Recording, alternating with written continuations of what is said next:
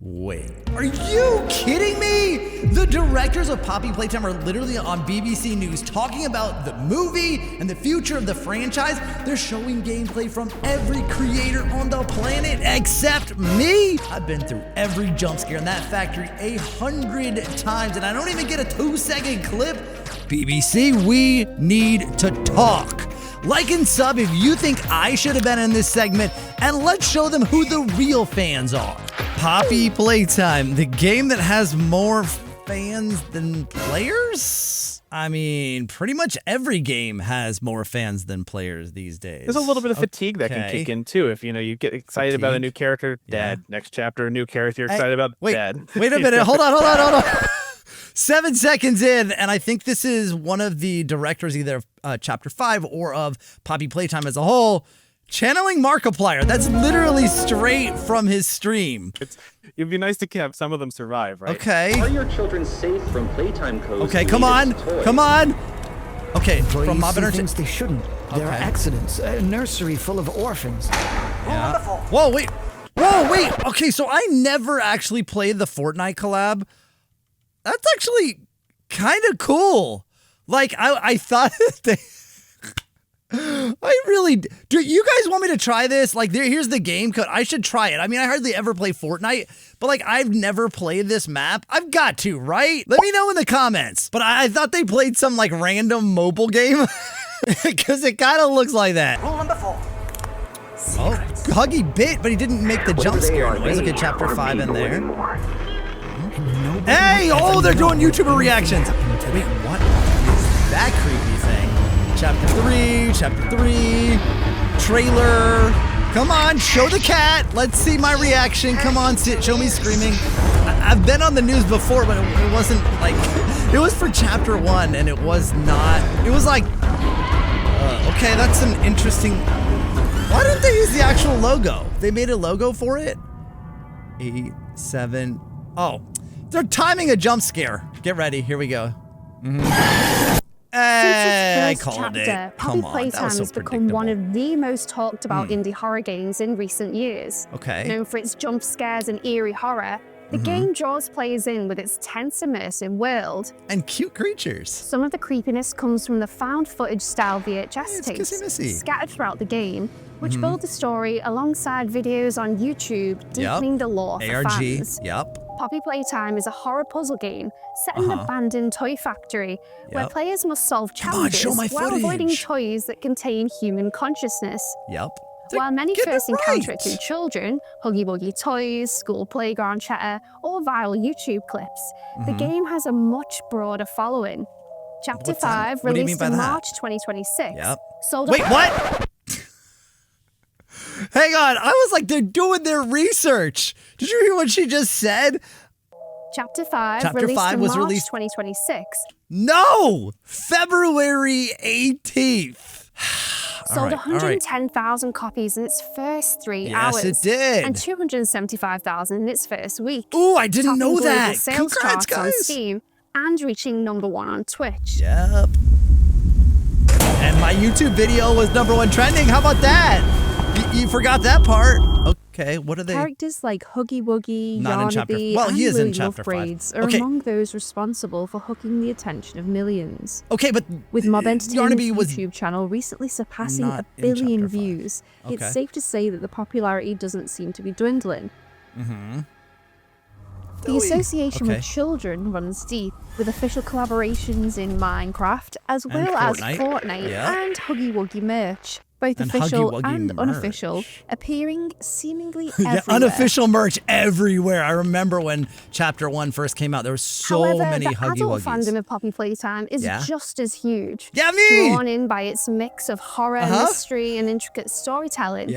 Older players engage extensively with its story, creating art, analysing lore, and debating theories online. Yeah, it's true. Whoa, where do you think you're going there, buddy? Look, I know it's exciting, but before we can get you out there on the factory floor, we've got to talk about safety. I remember this video. Huh? It was cool. Hey! Where's the gun? But for all its popularity, Poppy Playtime hasn't existed without controversy. From early backlash over NFTs to accusations that the game was too frightening for the young audience who embraced it. That's what I was talking about. The series Those has spent years news walking a reports. tightrope between creativity and criticism. There's more. So when I spoke to the people What's she behind the laughing at? game, Ah, I wanted okay. to understand how they handled that pressure. Who's that? And how they balance horror with the responsibility of creating something children inevitably latch onto. Okay. It's a very interesting development experience Director of because Chapter we 5. have, as you've identified there, a very broad audience of players from fairly young, casual players to more mature, core gaming audience players. You could say old. And so that makes it a difficult game to satisfy all tastes and play styles. But it also means that we tune a lot of our decisions to make sure that we can kind of keep the accessibility just right, where the horror is measured and calculated, that we don't alienate our youthful audience members or people who are not necessarily core horror fans, but also still have enough teeth that we can draw in and engage a more mature audience. Some parents have said that it's not quite appropriate for children. Oh, so how would geez, you come respond to that? on. And is that something you think about when you're coming up with these stories? A lot of us are parents, and a lot of us are concerned about making sure that we never go past that line, right? This is still a game that's made for mostly children, and we are very, very sensitive about that. But also, we don't, as we all know, like if you make things too kiddie, then children will be like, I don't want to interact with this, right? This is baby stuff, right? Yeah. So we're constantly asking those questions, right? And we're very aware that we're very aware of that line, and when we cross that line, we always bring it back. We have wonderful conversations. We have people who we've specifically hired to keep us pushing that line and also pushing back. We have a wonderful push-pull, right? Is it toyetic enough? Is it creepy enough, right? Wait, what was that word you just used? Toy etiquette? A wonderful push-pull, right? Is it toyetic enough? Is it creepy enough, right? Toyetic and that enough? is another of our core pillars is making sure that mix of creepy and cute is not only natural, but holistic for everything we do. And it's a constant debate, and we're super aware of it. Hi, my name is Anthony, but mostly known as Nice. Why do you think that Poppy Playtime... Hold on, wait, it's me! What? Okay, all right. How did he? Okay, because like I would say if he was like British, like Dan or something, then okay. But like he's not British. How'd they pick him? Why is such a huge phenomenon? Why do you think it strikes you were on a chord with so many BBC. people, whether younger or older? The story and the characters, as soon as you see Huggy Wuggy, for example, it instantly gets your attention. And with every new character, especially with Chapter 5, with Lily Lovebraids, with the prototype as well, Poppy Playtime has grown so much over the years. In Chapter 5. And the story especially, just the mystery behind Poppy Playtime is what's the beauty behind the game. They don't just spoon feed you stuff. You have to play the game. True. You have to dig into the lore. You have to find VHS tapes, know it scattered around here and there. And that's just the beauty of it. Just the story and the mystery behind Poppy Playtime is what gets people really engaged. No, I'm gonna agree with him right there because this is one of the things I watched Markiplier's reaction to the game and seeing his stream and his frustration, and like I could tell that he is a casual player that just jumps into the next chapter because it's trending on YouTube and his fans want him to play it, which I totally understand, but he missed out on all the lore drops, even just the basic trailers. He would have known more about the game, known more about Lily, known more, remembered the doctor from Chapter 4. He just he did completely forget until chat reminded him, that's Harley Sawyer. And he's like, oh yeah, that's right. I think if you follow the lore, follow the developments, you'll have a more enjoyable experience. And I think it is part of being a fan of Poppy Playtime is that you got to keep up. So when you're coming up with these new characters and you're discussing them, is it always in the back of your mind that you're trying to make a character who's more iconic than Huggy Wuggy?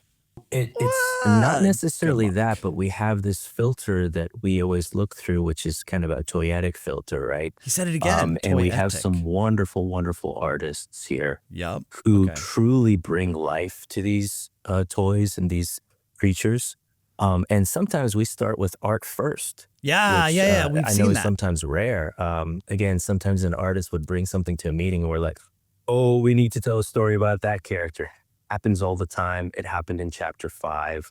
and it's very exciting. And I'll give an example. Wrong Side Outables that were in Chapter 5, and that was just an artist riffing in a meeting, and we were like, yes, please, let's figure this out, right? Cool. So that spawned like a whole new kind of line of characters that are in the game, and we're exploring now in other formats. So yeah, absolutely. Merch. We are children. We have children. We have multiple generations, right? That are working together. So we're always looking through that filter. What is your name? Oh, there we go. Theodore Granville. What is your experiment number? Can you tell me who you are?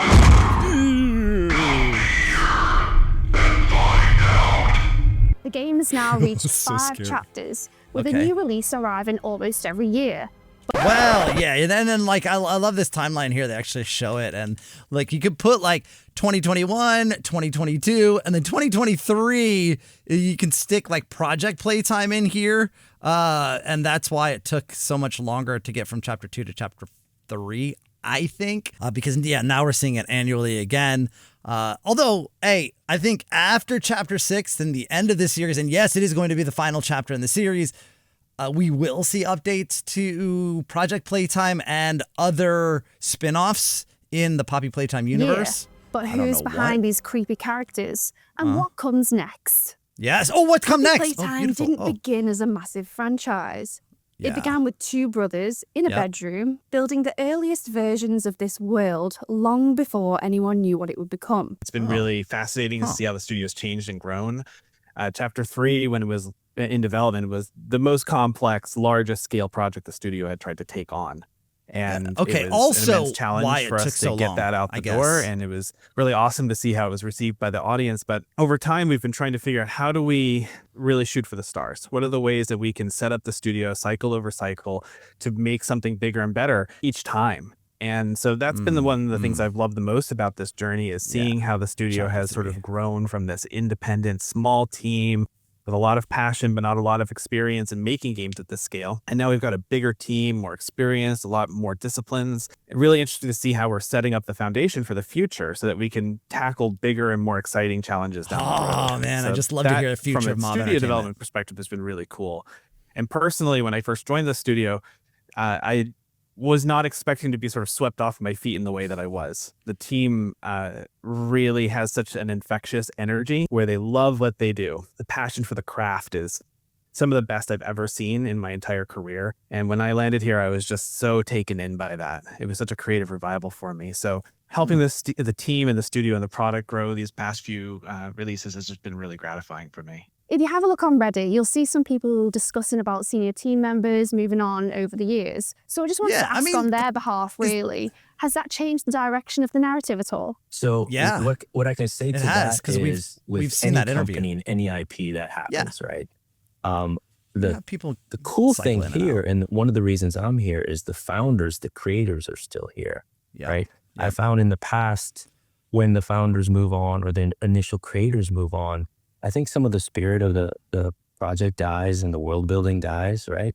You go from creation to life support, but that is not the case here. So we still have the people who crafted this world in their room with the bunk bed. Like, they showed it to me. Like one time they were at home visiting family, and they had a meeting from their room, and they're like, yeah, this is where Poppy was created. It's like, it was their room. It's 2 brothers, and they had a bunk bed, and they were talking about, the worlds they wanted to create.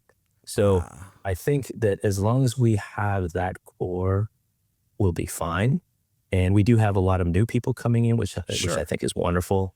Yeah, of course, new ideas. I think the question behind the question is the core of Poppy still there? And the answer is absolutely. Absolutely. I can feel it. One of the most fascinating things about Poppy Playtime is that a huge portion of its fans have never actually played the game themselves. Instead, they've experienced it through major creators like Jacksepticeye, DanTDM, and Hollow, whose playthroughs of each chapter routinely rack up millions of views. Why not me? In general, we try to remember that there's 2 core audiences. This is a problem across all game development, particularly when you get a certain kind of game that you make that, like Poppy, has a huge viewership and not just a huge playership, is that content creators play the game with fundamentally different expectations than your normal day-to-day players. And so it's important to kind of honor both, because if you focus too much on pleasing content creators, then sometimes you'll end up alienating the parts of the game that your fans like. The content creators, and vice versa. So we try to be mindful of both, because it is a really powerful and exciting thing to be able to see these great content creators out there creating stuff. And the team gets super invigorated when we see cool new content come out. We internally, we consume a lot of it. We have a great time seeing new streamers or reaction videos from people and some of the great moments that we'll create. Okay, they got Creek Craft. Come on. Just focus on running. I think if we do our jobs well as a developer, we will create those moments naturally, and then they'll come through for streamers. But we definitely will take a step back and think to ourselves, oh man, this will be a great moment to see somebody streaming, because it's just going to provoke such an exciting reaction. Yeah. You're going to see the chat light up, and that's a fun experience on its own. So, well, we have to be careful about what feedback we address. Maybe because they streamed how it and when, and it wasn't a video? to make sure that we're honoring the full spectrum of our audience. We still also get that moment where we think to ourselves, oh, that's going to be a great moment to see so-and-so play. Clip it, I can't wait to see how they react to that. So we try to do both. When it comes to streamers and YouTubers who are playing through your game, how much of an impact do you think that's had on this fandom? Love that question. I'm sure you know the answer. It's massive. Yeah. It's massive. It's absolutely titanic. We owe our success to our player base, as well as the streamers and the online theory crafters. It is part of who we are, right? Like our team comes from, animators on YouTube, and it comes from horror fans, and it comes from game fans. The Preciados, we've been really embraced by our community. So yes, and it's a back and forth. It's a conversation. And when we craft moments, we always think about, is this something that the streamers will enjoy? Is this something that the players will enjoy? Will they be talking about it? Another of our pillars is never turn the lights on 100%. There's a lot of theory crafting, definitely, because we don't want to give you the full story. Yes, we have it, but we also want you to talk about it. We want you to debate it. And have it evolve. It is very much a live conversation, which is actually very exciting for us. Poppy Playtime has faced increasing criticism from streamers and fans alike, most notably Markiplier, whose 8-minute rant about the game recently went viral. Here's an interesting character. Gone. Yeah, see, this character's interesting. Gone. This character's interesting to be around you for a bit. Gone. Wait, maybe I was in this video. Hold on, because right here, because of Markiplier's clip here. Hold on. I think I'm in partners. There we go. I am actually in this. I know you guys tried to keep me out, but my name is there. This character's interesting. Gone. This character's interesting to be around you for a bit. Gone. Much of the backlash centers on the series leaning too heavily into repetitive chase sequence gameplay, as well as introducing new characters only for them to be killed off, iconic, or seemingly killed off almost immediately. Oh man, this is a Pianosaurus big talking point within the studio. Pianosaurus was killed immediately, though.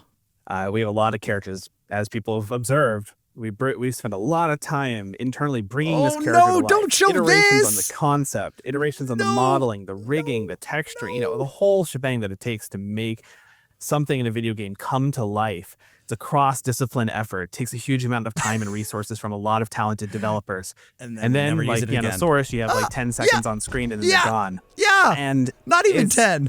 It's definitely tough because there's a lot of resources that go into making those things that it would be good for us to be able to get a little bit more out of. But also when you see them resonate with the fans and they're like, oh, I love that character. Oh, no, I don't get anything more of that character. I think there's a little bit of a change in the studio in terms of like, once upon a time, these were meant to be sort of bite-sized experiences. These characters were stepping stones building toward a greater future, but we're seeing a lot of them resonate with players a lot longer. Yeah, and getting attached. And a lot of players really want a longer developed character arc to learn more about these toys, these people that we introduce. I think, and so we're kind of thinking a lot about that into the future of the universe and the future of of where we're going. Is that how can we make sure that we better honor fans' excitement and interest in these characters? Because there's a little bit of fatigue that can kick in too. If you get excited about a new character, dead. Next chapter, a new character. Yeah, there he goes. Dead. It'd be nice to have some of them survive, right? No, but so that's something we're definitely thinking generally about it's all the boss, time. and everybody has their that. opinions, and not every opinion can speak for you. Obviously, you have to look into the game yourself and play the game yourself to get your own opinion. For me, I'm a really big chase guy, so when Chapter 5 introduced a bunch of chases and more action, technical I fell in love with it. Yep. That's what I felt about Chapter 4. It lacked a little bit of Agreed! action, so when Chapter 5 gave You us and me, just dude. chases, action, it really did hype me up, and I was really glad to see that they really did Chapter lock in 4 with the action let down with for the this newest chases. chapter. I So agree. with the Poppy Playtime movie in the works, or it's Yes! coming at some Oh, the point, movie! Does that put extra pressure on getting the end of the story right? Luckily, yes. it doesn't. It's already been really, written. because we kind of know where we're going. Okay. And we've had exactly. we have a wonderful relationship with our film partners. And we've shared the story with I them thought this of was the the game, actual movie for a and second. we're working together on the film story. So our hope is that it'll be holistic. Oh, I like that they're working together. One won't fight the other. And the studio one isn't just they'll both support each other. like And they've been very open to going us their own route. Protecting all the things we just talked about, like the history, the lore, and Yes. we want to respect our current fans and also open up the IP to new viewers, new players, new fans as well.